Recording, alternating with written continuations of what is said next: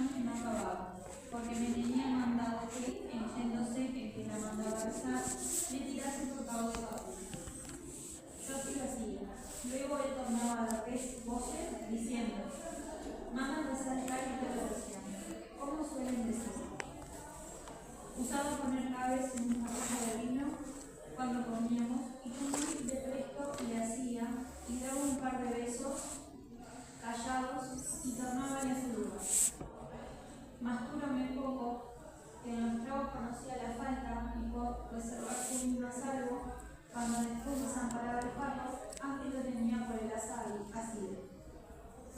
Mas no había piedra imán que así trajese, así como yo, con una caja larga de centeno, que para aquel menester tenía hecha, la cual, metiéndola en la boca del jarro, chupando el vino, lo dejaba buenas noches. Mas como fuese el traidor tan astuto, pienso que me sintió, y de en delante un mudo propósito, y asentaba su jarro entre las piernas y atrapábale con la mano. Y así me miré seguro. Yo, como estaba hecho el vino, moría por él.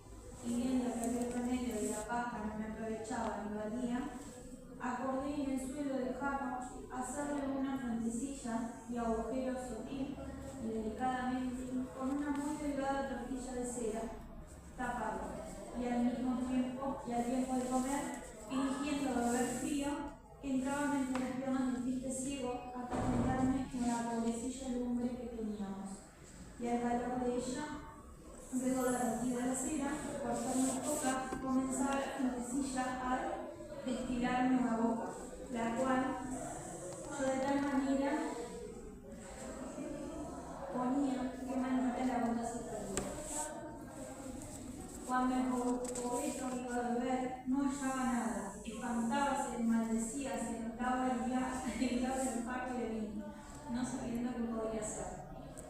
No diréis, tío, que eso lo veo yo, decía, pues no le quitáis de la mano. Tantas vueltas y vientos del jarro, que halló la fuente y cayó en la burla, mas así lo disimuló como si no lo hubiera sentido. Y luego otro día, teniendo yo, resumando mi jarro como solía, no pensando en algo que me estaba aparejando, ni que mal ciego me sentía, sentéme como solía. Estaba recibiendo aquellos dulces tragos, mi cara puesta hacia el cielo, un poco cerrados los ojos por mejor gustar el sabroso licor. Sintió el desesperado ciego que ahora tenía tiempo de tomar mi venganza, y con toda su fuerza, alzando con mis manos el dulce y amargo jarro, le dejó caer sobre mi boca, ayudándose, como digo, con todo su poder, de manera que el pobre Lázaro, que de nada de esto se guardaba, antes, como otras veces, estaba descuidado y gozoso. Verdaderamente me pareció que el cielo, con todo lo que en él hay, me había caído encima. Fue tal el golpecillo que me desatinó y sacó de sentido, y el jarrazo tan grande que los pedazos de él se me metieron por la cara, rompiéndomela por muchas partes, y me quebró los dientes, sin los cuales hasta hoy día me quedé. Desde aquella hora quise mal el ciego, y aunque me quería, me regalaba y me curaba, bien vi que se había colgado del cruel castigo. Lavóme con vino las roturas que con los pedazos del jarro me había hecho, y sonriendo se decía: ¿qué te parece, Lázaro? Lo que te enfermó te sana y da salud. Y otros donaires, que a mi gusto no lo eran, ya que estuve medio bueno de mi trepa y cardenales, considerando que a pocos golpes tales el próximo ahorraría de mí, quise yo ahorrar de él. A ver, déjalo hasta ahí, gracias. Vamos entonces a ver qué pasó acá en este episodio del jarro de vino.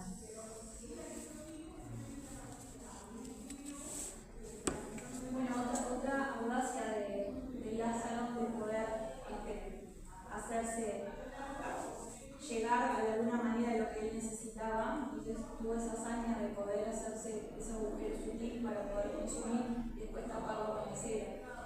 Pero bueno, fue descubierto y tuvo ese resultado grosero, cruel, que hasta el día de hoy, en la nota explica que hasta el día de hoy tiene esa secuela de que está sin los dientes. Les faltan los dientes o parte de los dientes, ¿no?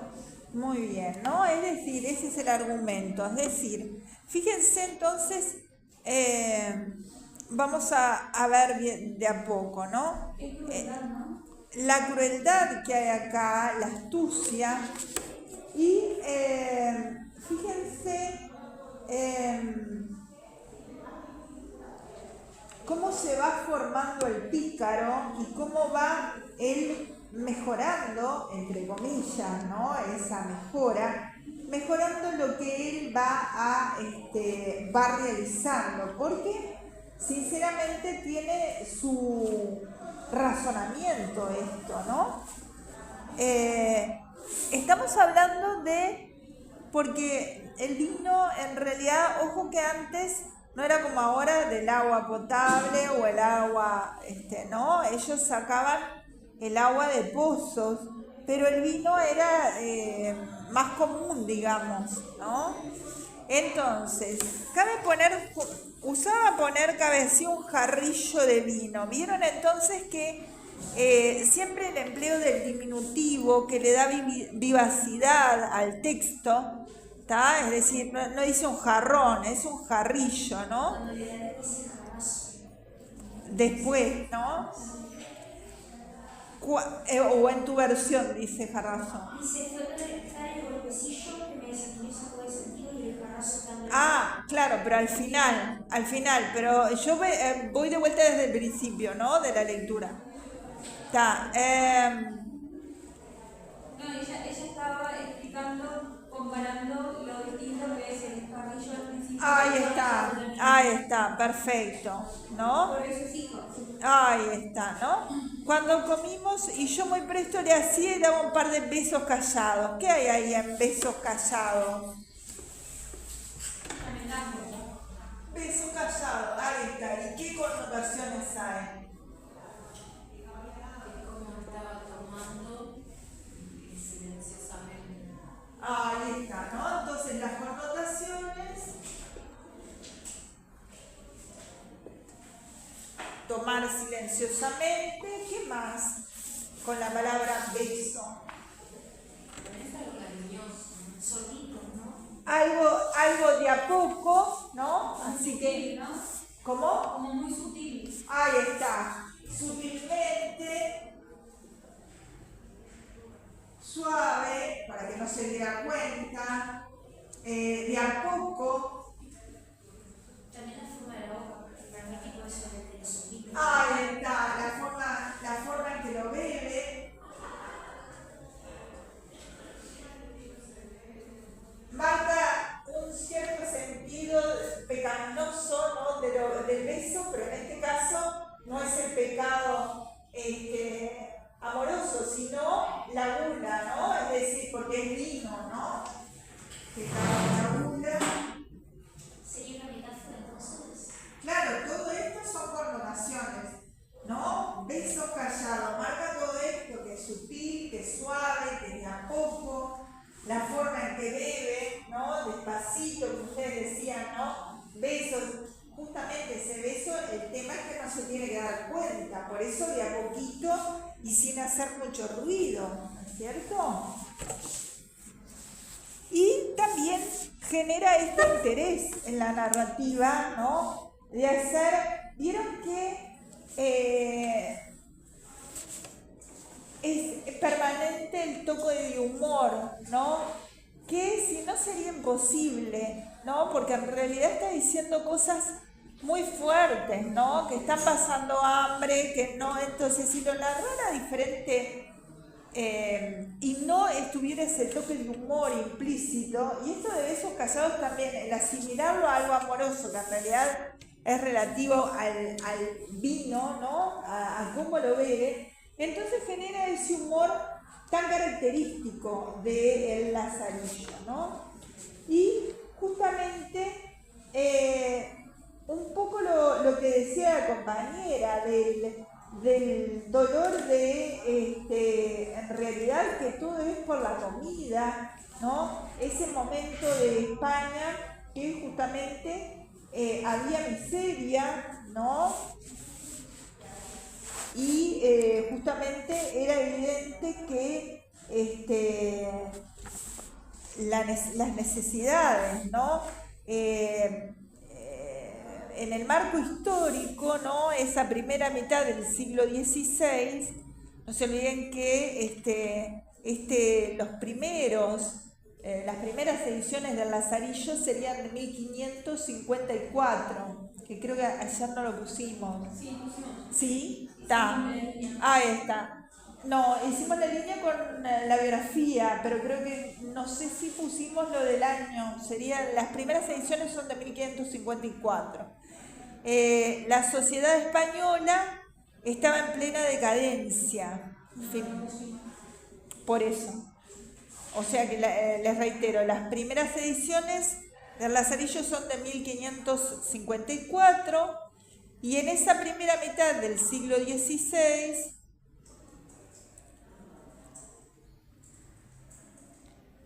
la sociedad española estaba en plena decadencia financiera a causa de las largas guerras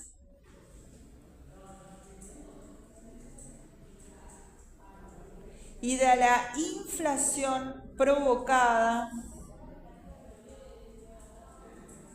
por el oro venido de las Indias.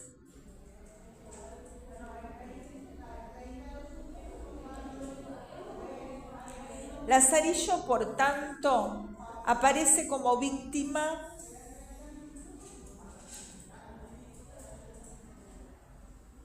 que sería mímesis, es decir, representación de la realidad,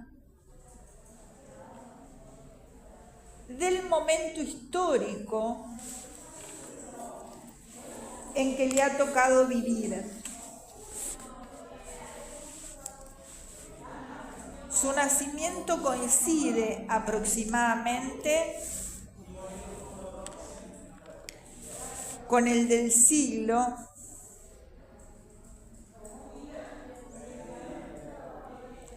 y el momento en que el pícaro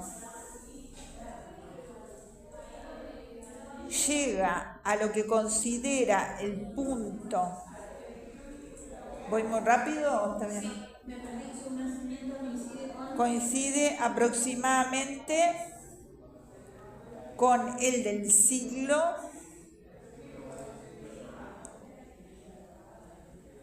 y el momento en que el pícaro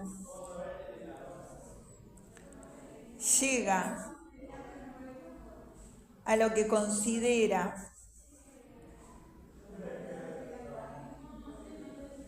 el punto culminante de su vida,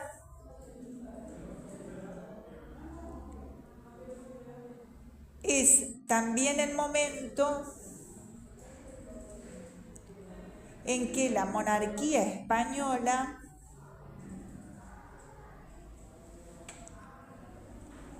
alcanza su expresión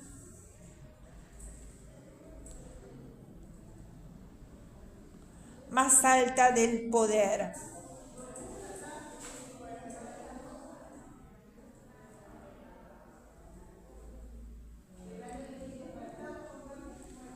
Este fue el mismo año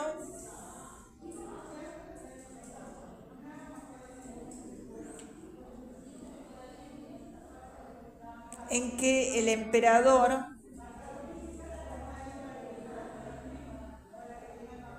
en esta insigne ciudad de Toledo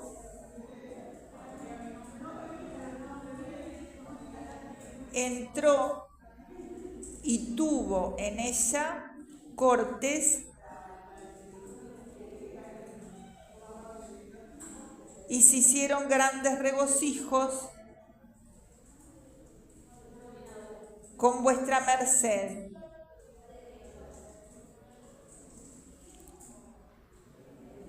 Este último, desde este fue el mismo, ¿tá? Entrecomillen porque es parte del Tratado Séptimo del texto, ¿tá? Desde el punto de vista social, en esta obra aparecen presentados tres sectores. de la sociedad española del siglo XVI.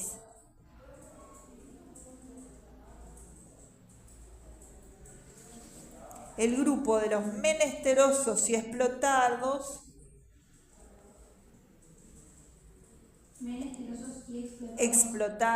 entre paréntesis, Lázaro y el ciego,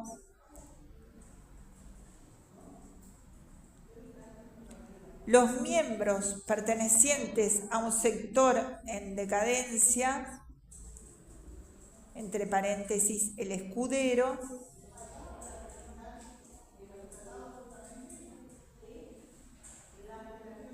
y en tercer lugar, representantes del clero con flexibles valores éticos. Entre paréntesis, el fraile de la Merced, el buldero y el arcipreste.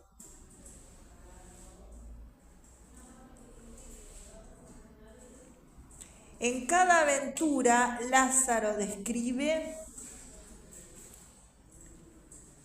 la idiosincrasia de sus amos, proyectando una crítica por sobre las conductas sociales de estos tres distintos grupos.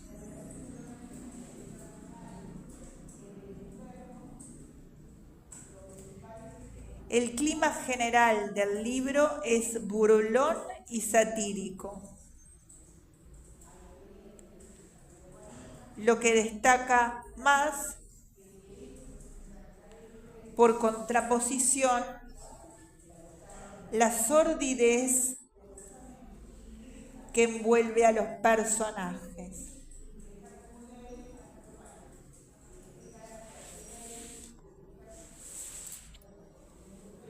La idea central que surge de la obra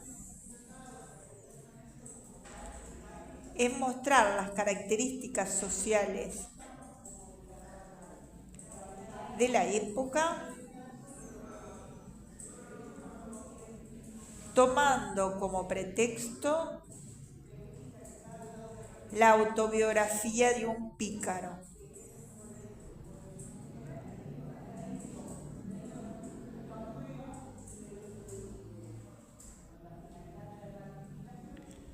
La novela entraña, por lo tanto, una posición crítica frente a la realidad,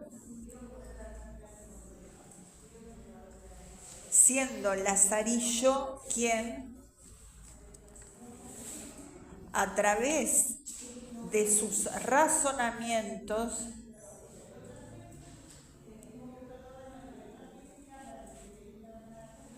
aparentemente simples,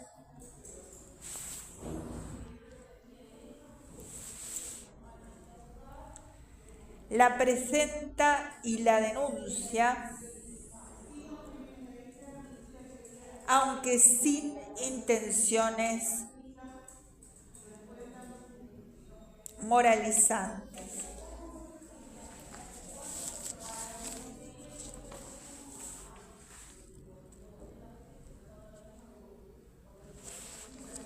Bien,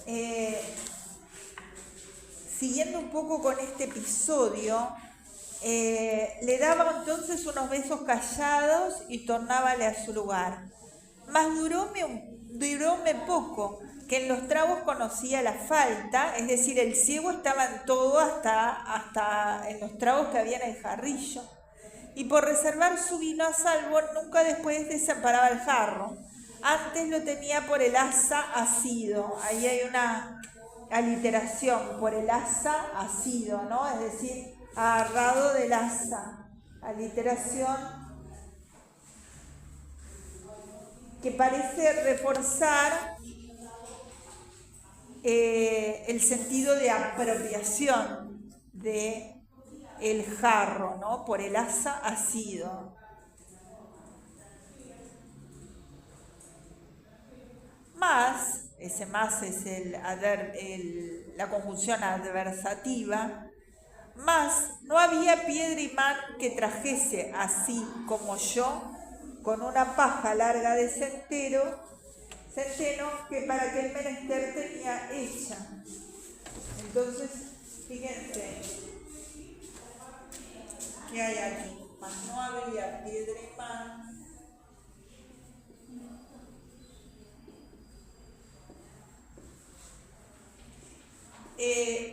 antes la piedra imán, porque después los imanes ahora son comprados, pero eran piedras más grandotas, ¿no? Que piedra imán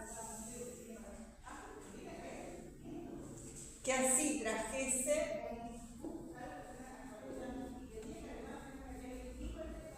así como yo, con una paja larga de centeno. ¿Cómo podría ser un solito hoy en día, no? ¿Qué hay acá? Una comparación, ¿no es cierto? Vamos a borrar este lado. ¿Quién la analiza?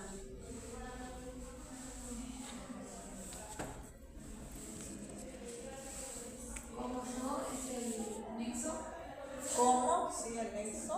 Solo cómo, ¿no? Sí, perdón. Eso comparativo.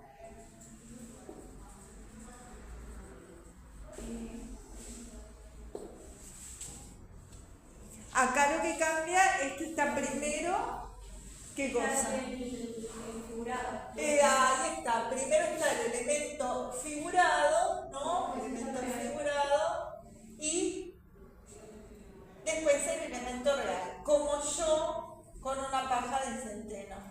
Y que no había, nos desacomoda también un poco que está el adverbio de negación y acá la locución, más no había, ¿no? Piedra imán que así trajese así paja larga de centeno, como yo con una paja larga de centeno. Es decir, que él tomaba de una forma, ¿está? Que era como la piedra imán. ¿Qué hace la piedra imán? Que se pega, ¿no? Y así como se pega la piedra imán, la similitud sería que él tomaba con esa paja de centeno rápidamente, sutilmente, ¿no? Las similitudes son rápidamente, sutilmente, también señala lo que está escondido en este caso, ¿no? Porque el imán es rápido.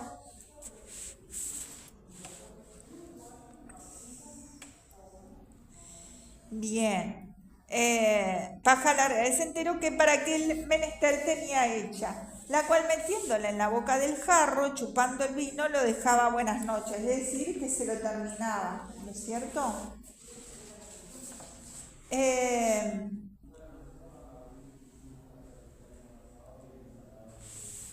Entonces, yo como estaba hecho el vino, moría por él. Acá vemos el deseo incontenible, ¿no?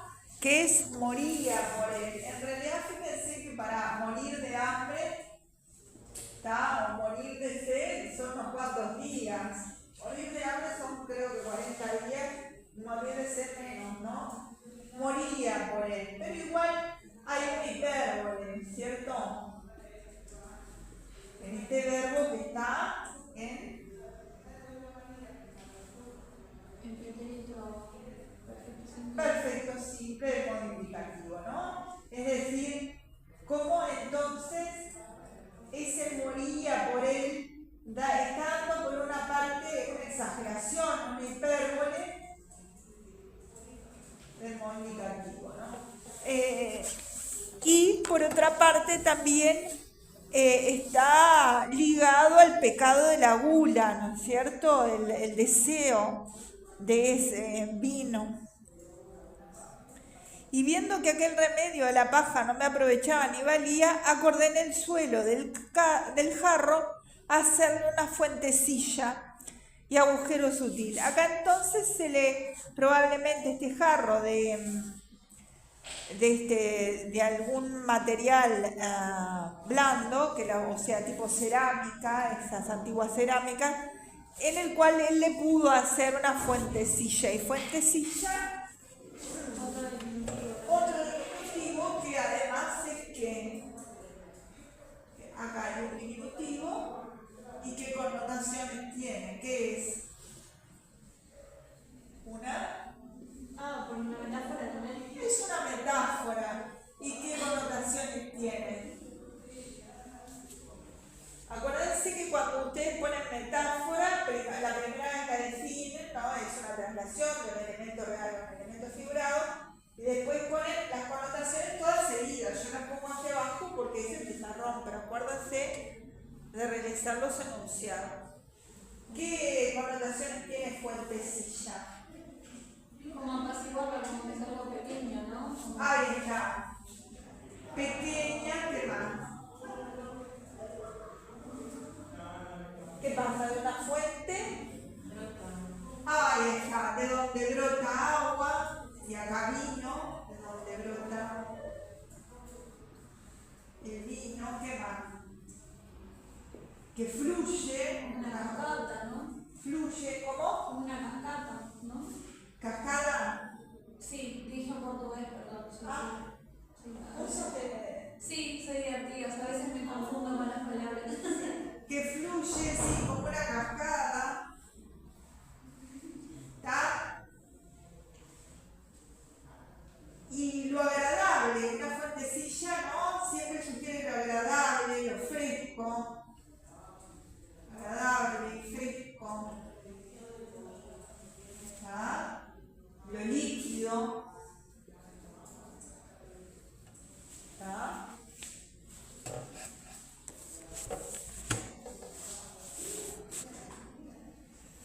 Así que le hizo una fuentecilla y agujero sutil y delicadamente con una muy delgada tortilla de cera, ¿no? Entonces, ¿qué le hizo? Para tapar ese agujerito, ¿no? Primero lo hizo tipo fuente y después le tapó con un pedazo de cera, con una tortilla de cera, ¿está? También el diminutivo, taparlo y al tiempo de comer, fingiendo haber frío, entraba entre las piernas del triste ciego a calentarme en la pobrecilla lumbre que teníamos, es decir, supónganse que la lumbre estaba ahí y el ciego tenía el jarro acá entre las piernas, entonces él se pone abajo, ¿no? A calentarme la pobrecilla lumbre que teníamos y al calor de ella, luego de derretida la cera, claro, como había lumbre se derretía la cera, por ser muy poca, comenzaba la fuentecilla a destilarme en la boca, ¿no? La cual yo de tal manera ponía que la maldita gota se perdía, es decir, no se perdía ni una gota. Cuando el pobrete iba a beber, no hallaba nada, ¿no? Fíjense acá que señala, ¿no? Que acá en este texto señala que cuando dice moría por el vino, se pondera con ellas la necesidad que le conducirá al invento ingenioso y al robo. Porque no es la suya una afición dominable. Muere por beber. Y no es un gusto que pudiera procurarse, y no es un gusto que pudiera procurarse de tarde en tarde. Dos puntos, estaba hecho al vino.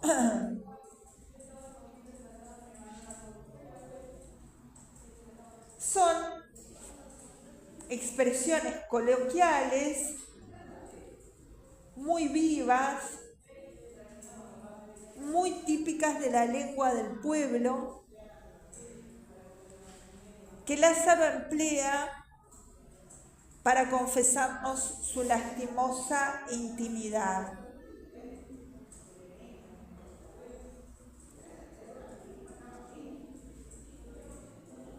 Otra nueva causa le induce a inventar algo nuevo. Una nueva cosa. Le induce a inventar algo nuevo.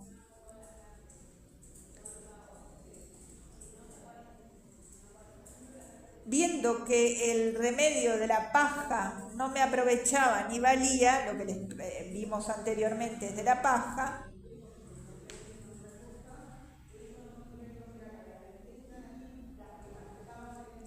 la inutilidad de la treta anterior a la que llama remedio, de la treta anterior a la que llama remedio, remedio de la paja,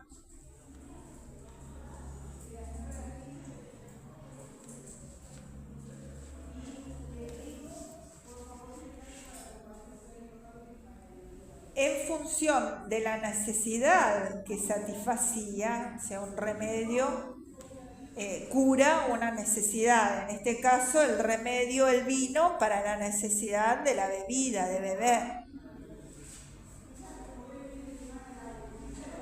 Queda patente por esa unión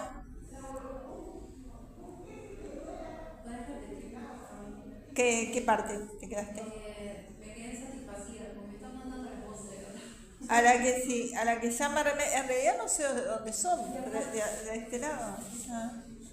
La inutilidad de la treta anterior a la que llama remedio en función de la necesidad que satisfacía, ¿ahí estás? Sí. Queda patente por esa unión tan coloquial,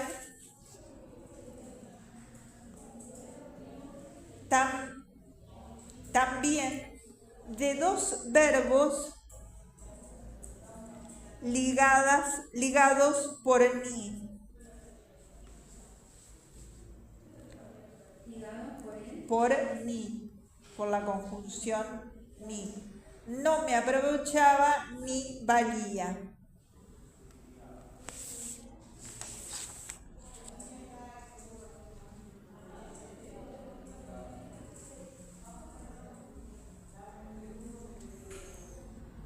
Las dos causas citadas, entre paréntesis, estaba hecho al vino y la inutilidad del anterior remedio, le fuerzan a su ingeniosa invención. Dos puntos. Entre comillas, acorde en el suelo, hacerle una fuentecilla.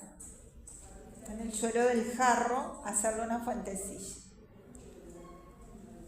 Ahí cierran comillas. La nota ahora dominante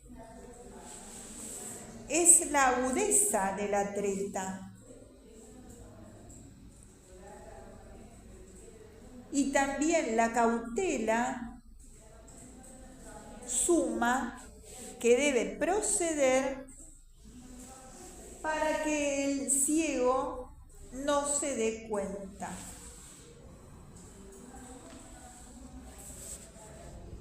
Una serie de rasgos gramaticales y léxicos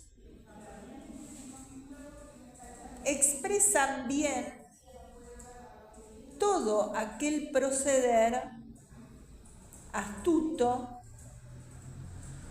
y hábil. El diminutivo fuentecilla, emparejado con la expresión sinónima entre comillas, agujero sutil, coma, que no añade nada a la descripción, porque en realidad una es metáfora y otra sería el sentido directo. Agujero sutil sería el sentido directo, denotativo. En cambio, fuentecilla es metáfora con la cantidad de connotaciones que acabamos de ver, pero en realidad serían sinónimos. No añade nada a la descripción, pero refuerza la idea de la finura que Lázaro tuvo que poner en su maquinación.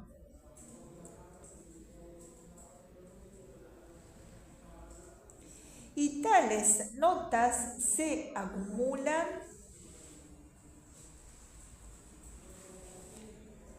en la frase siguiente. 2 puntos, y esto también es cita. Y delicadamente, con una tortilla de cera, taparlo. Cierro cita. Muy expresivo es el primer adverbio, delicadamente.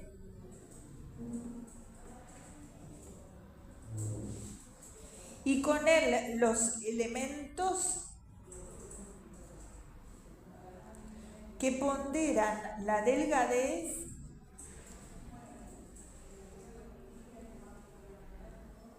e imperceptibilidad del tapón de cera. El adverbio muy, el adjetivo delgada y el diminutivo tortilla, ¿no? Tortilla sería una torta pequeña.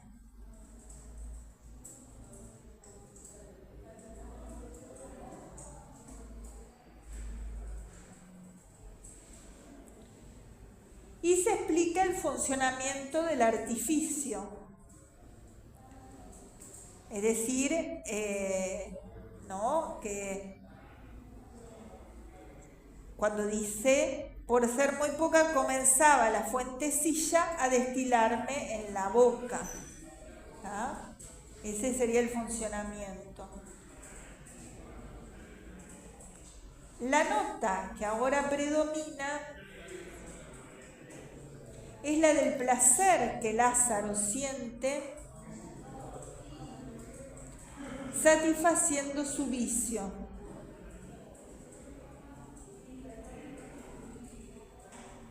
Se prepara de esta forma el efecto de rudeza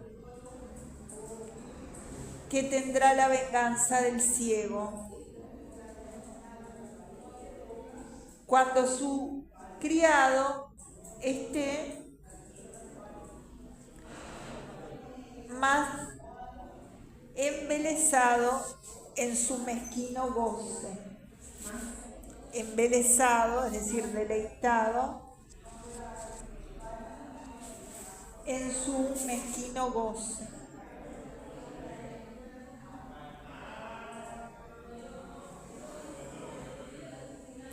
Las frases iniciales describen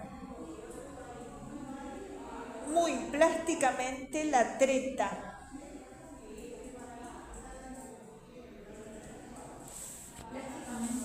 Plásticamente la treta, porque bien vieron que dice, y al tiempo de comer, fingiendo haber frío, es decir, que fingía frío, ¿tá?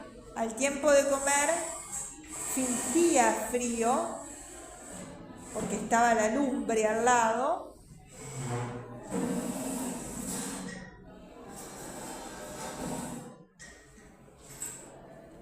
Y dice este crítico, ¿pero por qué tenía que fingirlo? Evidentemente, la temperatura era baja.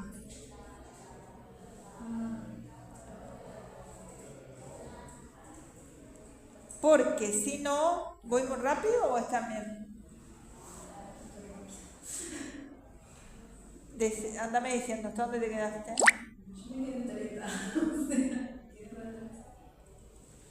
Entonces, les reitero esa parte. Lázaro al tiempo de comer fingía frío, ¿no? Dice, y al tiempo de comer, fingiendo haber frío, entraba entre las piernas del triste ciego. ¿Tá? Entonces este crítico dice, ¿por qué había que fingir ese frío? Solo porque le interesa conducir nuestra atención a la astucia con que obraba.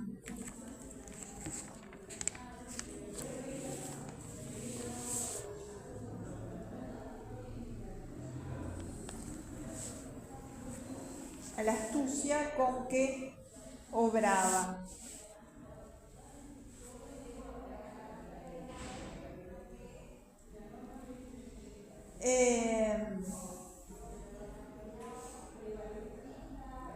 Hasta el frío, que era bien real, nos lo presenta bajo la forma de fingimiento y de habilidad.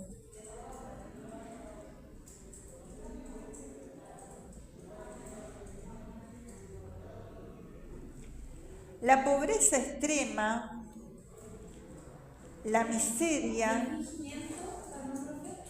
el fingimiento, coma, y de habilidad. La pobreza extrema, la miseria en que se desarrolla la escena,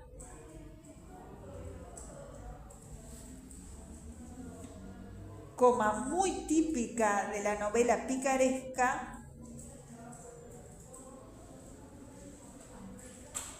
se pone de relieve con los adjetivos triste, relacionado al ciego, porque dice del triste ciego, y pobrecilla, relacionado a la lumbre.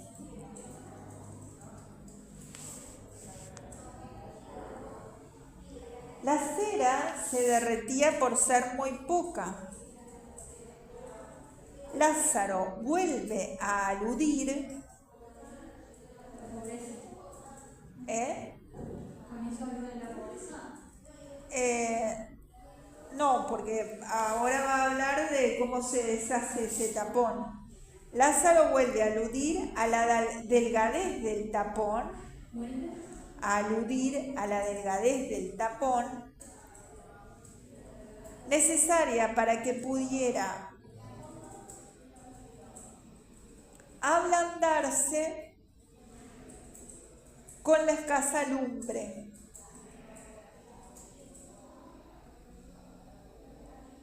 Y con ello sigue mostrándonos su ingenio, capaz de forjar un artificio tan delicado como imperceptible para su amo.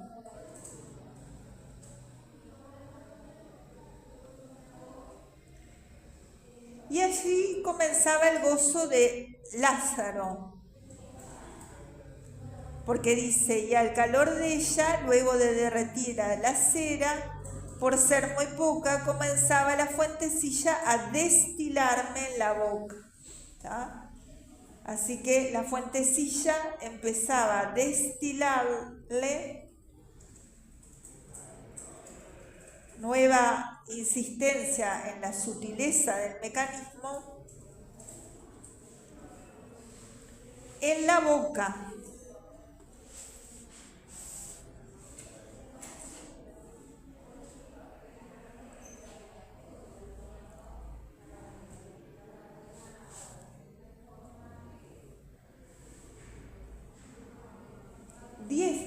su boca diestra en no desperdiciar nada del generoso líquido.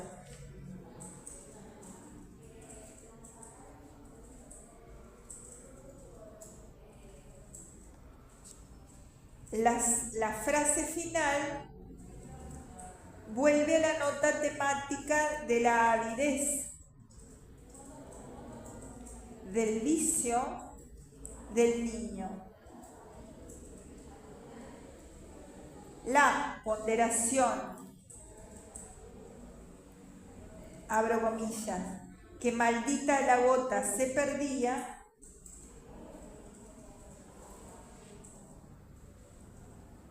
es de marcado carácter coloquial.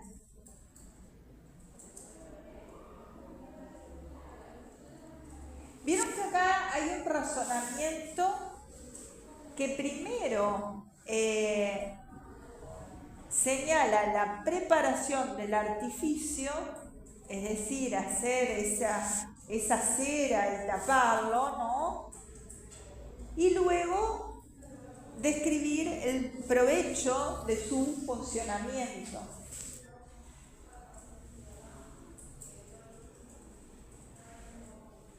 El pícaro nos está contando la astucia con que impulsado por su afición, invencible al vino, inventa un ardid habilísimo, es decir, muy hábil, para seguir robándoselo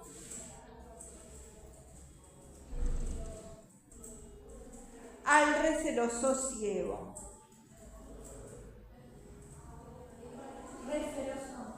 Receloso, de recelo, porque él cuidaba al jarro, ¿viste? La venganza del amo será espantosa.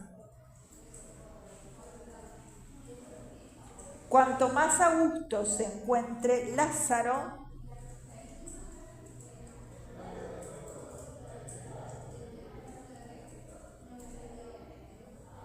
en su operación, el ciego levantará el jarro y se lo estrellará en el rostro.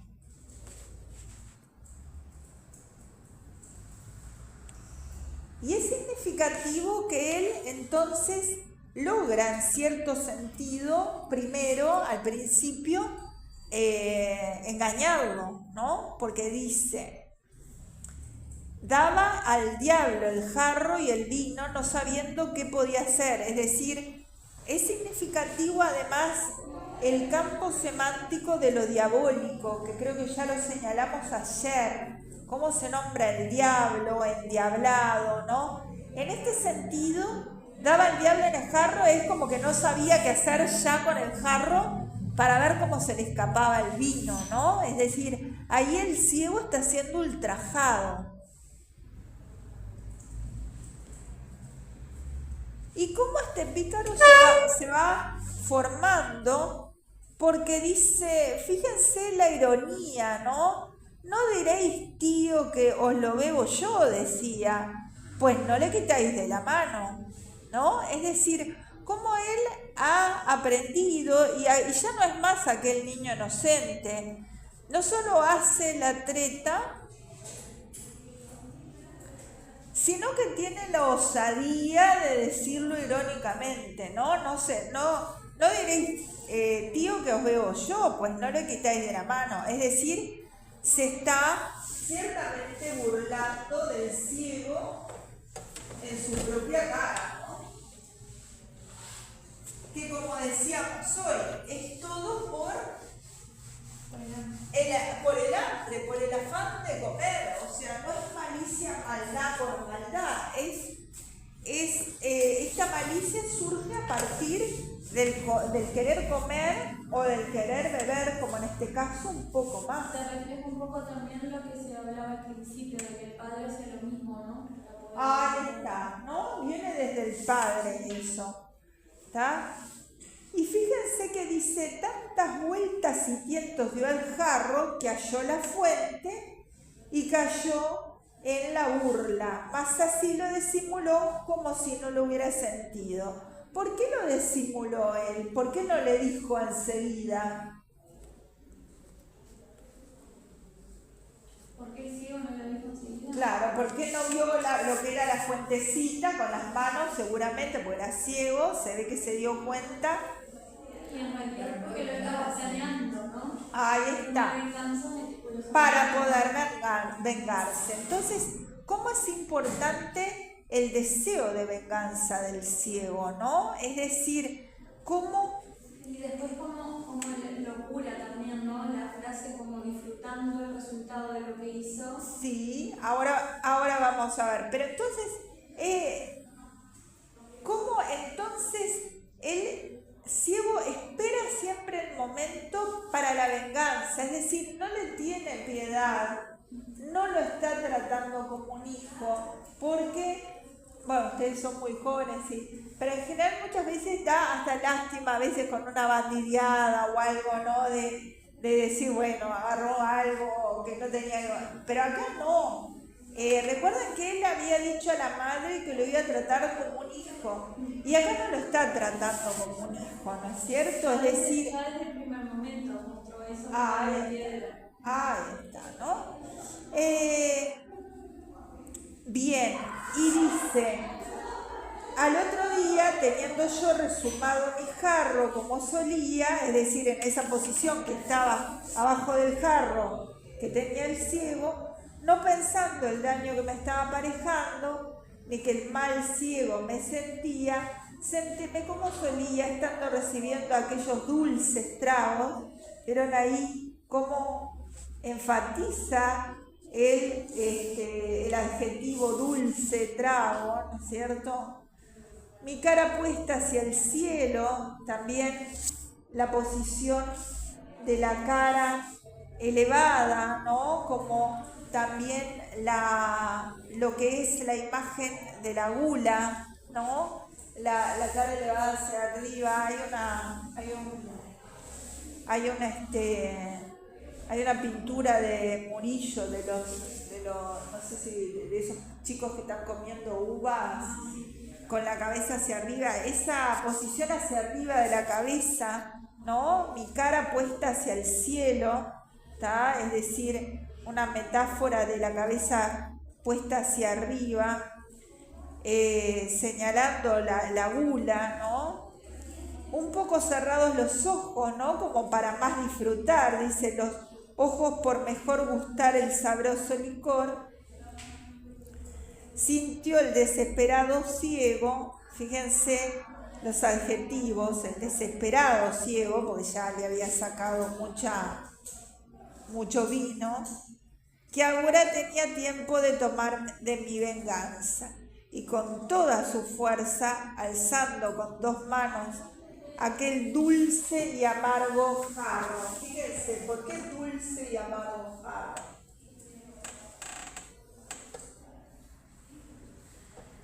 Dulce porque le estabas haciendo el antes y el disfrute de él en el momento, y amargo por la consecuencia que tuvo, ¿no? Que quedó sin dientes por el sufrimiento de esa venganza del ciego. Ahí está, ¿no? Es decir, cómo este jarro se convierte en estas dos adjetivos opuestos y antitéticos, ¿no? Adjetivos antitéticos, ¿tá? Dulce y amargo, ¿no? Que a la vez justamente se convierten en lo que él quiere decir, ¿no? Dulce porque le da placer tomar el vino, y amargo por la golpiza que le dio. Él además enfatiza ese poder del ciego, ¿no? Es decir, con todo su poder, es como que hizo fuerza, ¿no? De manera que el pobre Lázaro, que de nada de esto se guardaba antes, como otras veces, vieron cómo él sigue confiado de cierta manera, ¿no? Es decir, de nada de esto se guardaba, es decir, cómo Lázaro mantiene esa confianza a pesar de todo. Pasa a la tercera persona, ¿no? Pasa a la tercera persona. Sí, de manera que el pobre Lázaro, muy bien, sí,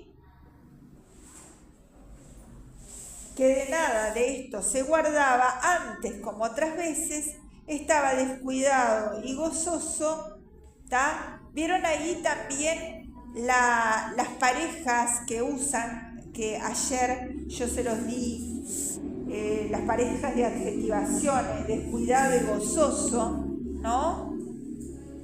Que parejas entonces opuestas, descuidado por un lado porque estaba feliz de tomar, pero no estaba al tanto de que el otro le pudiera dar una mala pasada, ¿no? Que le pudiera golpear. Verdaderamente me pareció que el cielo, con todo lo que hay en él, me había caído encima, ¿no? Entonces, verdaderamente me pareció que el cielo, con todo lo que hay en él, me había caído encima. Es decir, el cielo, ¿qué sería? El cielo me había caído encima. Metáfora. Ahí está, otra metáfora, que quiere decir, ¿qué cosa? ¿Qué connotaciones tiene? Que el cielo, con todo lo que hay en él, me había caído encima. ¿Qué connotaciones tiene? También puede ser una metáfora de la inocencia, pienso yo. Tiene una connotación negativa, como que se le terminó todo. No solamente de niño, sino que esa confianza que tenía. Y el cielo era todo para él, era. Ayer me acuerdo que habíamos hablado sobre lo que era ser solo o estar solo, ¿no? Entonces también tiene como una connotación con eso, porque... Connotar es sugerir, ¿no? Entonces cuando yo digo, ¿qué le sugiere, no? ¿Qué connotaciones hay? ¿Qué sugerencias provoca el cielo, no? Una situación de peligro, ¿no? Ahí está, que todo se le cayó encima. Cuando dice, se me cayó el cielo encima, sería que todo se le cayó encima, que está vinculado a lo que ustedes dicen, pero la idea es que como ya entonces... Como cuando decimos se me derrumbó el mundo. Ahí está, ¿no?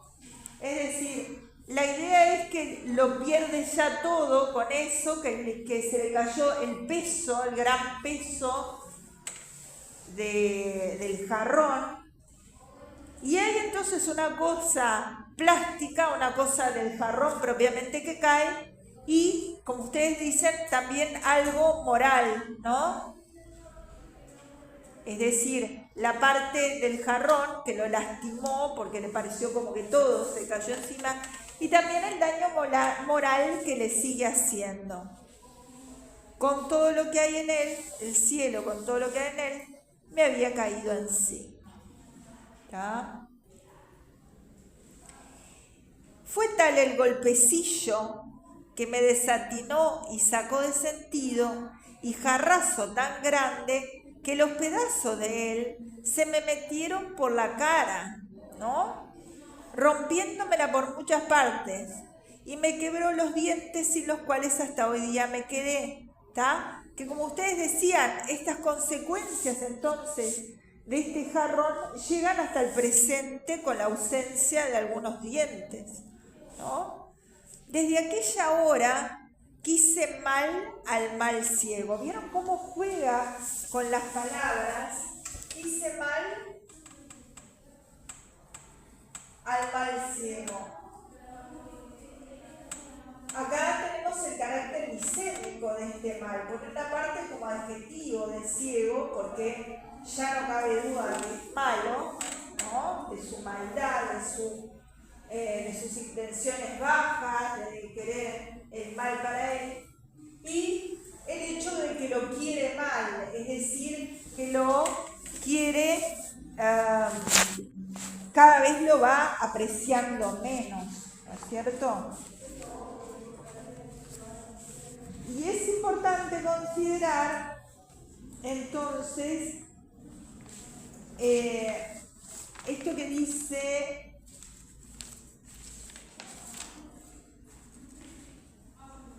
la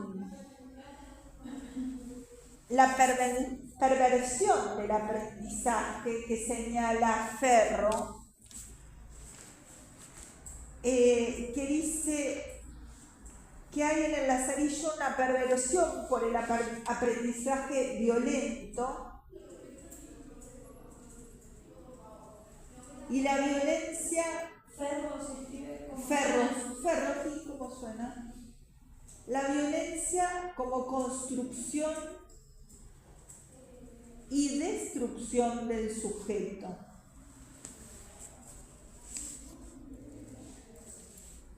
El narrador protagonista es mozo de muchos amos,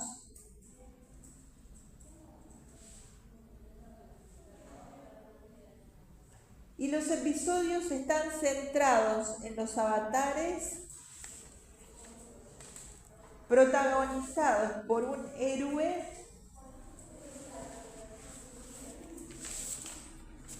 que deambula en torno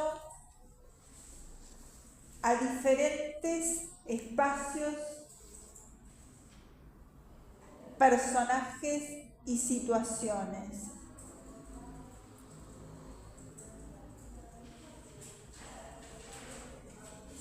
El pícaro se construye ante el lector y ante el destinatario explícito de la novela, entre comillas, vuestra merced.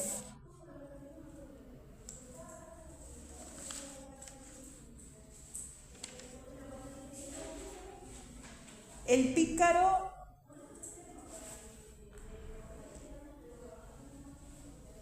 es un antihéroe paradigmático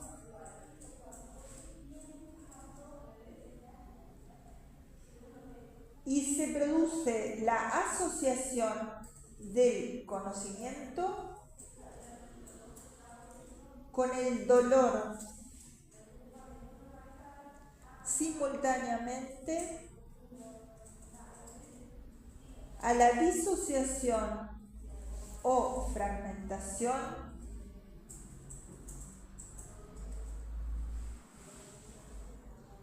del ya no sujeto devenido, es decir, en el sentido que la transformación de ese sujeto que es educado de ese modo es sustantiva, ¿no es cierto? El placer no aparece en el horizonte de Lázaro, y si aparece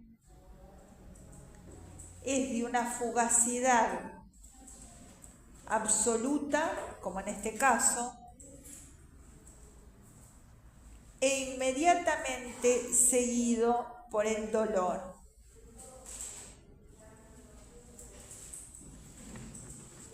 Desamor y displacer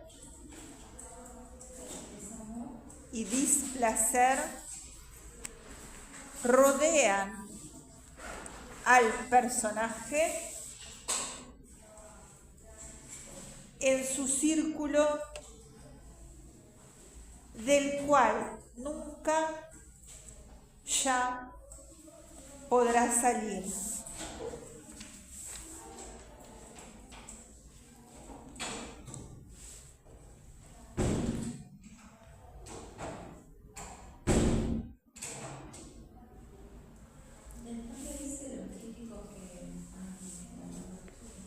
Sí.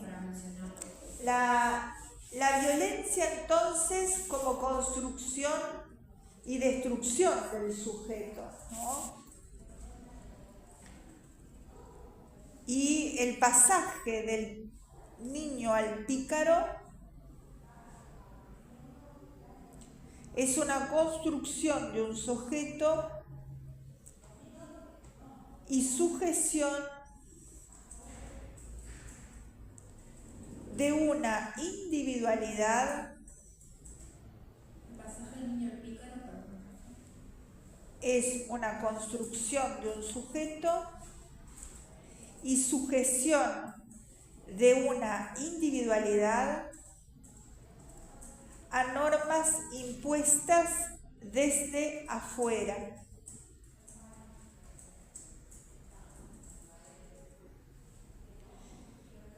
En esta pareja preceptor-aprendiz hay un proceso de generación de un antihéroe. Terminando este episodio, la Bome, fíjense, desde aquella hora que hice mal al mal ciego y aunque me quería y regalaba, me curaba, ¿no? Y bien vi que se había holgado del cruel castigo. Es significativo como él siempre como que se goza en lo que hace el otro, ¿no? Cómo es significativo ese disfrute, ¿no?, del otro que implica la malicia, ¿no? Implica una maldad muy grande, ¿no? Y acá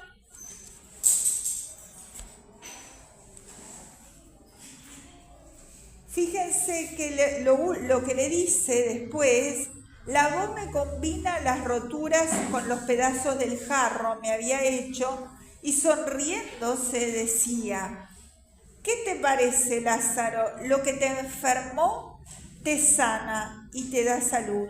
Ahí de vuelta la pareja de contrarios, ¿no? Lo que te enfermó te sana y te da salud, ¿no? Es decir, por un lado lo sana cuando tomaba el vino y por otro lo había enfermado el propio jarro, ¿no? Hay un refrán que no me sale ahora, pero me hace pensar en eso, que es como cuando te acarician y te... ¿Cómo es que dice el refrán? Sí, es aprender por el dolor, ¿no? Es aprender por el dolor y aprender por la maldad, ¿no? Es decir... No digo que era con sangre. Exacto. Hasta ahora, que no me sale ahora, que lo he escuchado, pero bueno, quería aportar. Ahí está. Bueno, ya que estuve medio bueno de mi negra trepa y cardenales, considerando que a pocos golpes tales el cruel ciego ahorraría de mí, quise yo ahorrar de él, mas no lo hice tan presto por hacérselo más a mi salvo y provecho. Aunque yo quisiera sentar mi corazón y perdonarle el jarrazo, no daba lugar el maltratamiento que el mal ciego de ahí en adelante me hacía, que sin causa ni razón me hería dándome coscorrones y repelándome. Es decir, que a partir de ahí lo empezó a tratar aún peor, ¿no? Y si alguno le decía por qué me trataba mal, luego le contaba el cuento del jarro, como si eso le diera entonces un poder para tratarlo peor, ¿no? ¿Pensáis que este mimoso es algún inocente? Pues oíd si el demonio, allí de vuelta, campo semántico del mal, de la malicia, si el demonio ensayara otra tal hazaña. Santiguándose los que oías decía, mirad quién pensara de un muchacho tan pequeño tal ruindad. Y reían mucho del artificio y decíanle, castigadlo, que de Dios lo habéis, ¿no? Entonces el castigo como manera de aprendizaje, que en realidad, ojo, no era solo del ciego. Antes se usaba castigar a los niños